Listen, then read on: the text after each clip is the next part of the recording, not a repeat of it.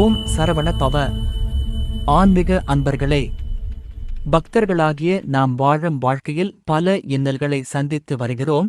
அனைத்து இன்னல்களும் நாம் முருகனை வணங்கும் பொழுது நீங்குகின்றன. எனவே பக்தர்களின் உள்ள போராட்டமும் அதில் கிடைக்கும் வெற்றியும் பற்றி பார்ப்போம். இன்று நாம் அடியெடுத்து வைக்கும் புனித நாள் 19ஆம் நாள்.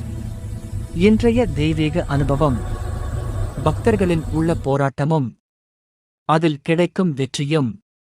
மனித வாழ்க்கை என்பது வெளியில் தெரியும் போராட்டம் அல்ல. உள்ளுக்குள் எழும் ஆசைகள், கோபம், பொறாமை, பயம் இவைதான் மனிதனின் உண்மையான எதிரிகள்.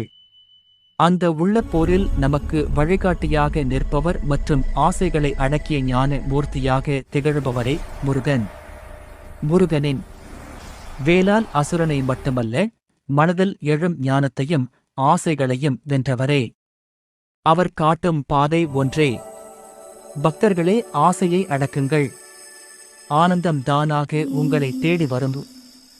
ஆசை என்பது மனித வாழ்க்கையில் இது எனது, எனக்கு மட்டும்தான் என்பதுதான். ஆகவே வாழ்க்கையில் ஆசையை அடக்குவோம். பக்தர்களே, நாம் தினமும் சொல்லும் ஓம் முருகா என்ற வார்த்தை வெறும் உச்சரிப்பு அல்ல. அது நம்முள் எழும் ஆசைகளை அழித்துவிடும் ஒரு தெய்வீக சக்தியே. பழனியில் துறவியாக நின்ற முருகன், சுவாமி மலையில் ஞானத்தை அளித்த முருகன், திருத்தணியில் சாந்தியை போதித்த முருகன் இன்று நமக்கு ஒரு உண்மையை உணர்த்துகிறார். வெற்றி என்பது பிறரை வெல்வது அல்ல, உன்னை நீயே வெல்வதுதான். உன் மனம் உன்னை கட்டுப்படுத்தாமல் நீ உன் மனத்தை கட்டுப்படுத்தும் நாளே முருகன் உங்கள் உள்ளத்தில் குடியிருப்பார். இந்த நாள் உன் ஆசைகளை முருகனின் பாதத்தில் வைத்து ஞானத்தை வாழ்க்கையாக மாற்றிக்கொள்ளுங்கள். முருகன் அருளால் உங்கள் உள்ள போராட்டம் முடிவடையட்டும். வெற்றி உன் வாழ்க்கையாக மாறட்டும்.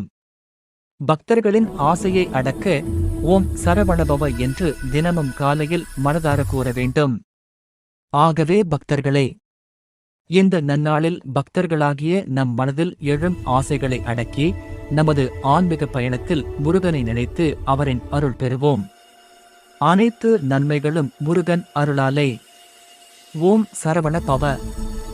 இந்த வீடியோ உங்களுக்கு பிடித்திருந்தால் லைக், காமெண்ட், ஷேர் செய்து மேலும் இத்தகைய ஆன்மீக பதிவுகளுக்காக பாபு BK சேனலை சப்ஸ்கிரைப் செய்ய மறக்க வேண்டாம்.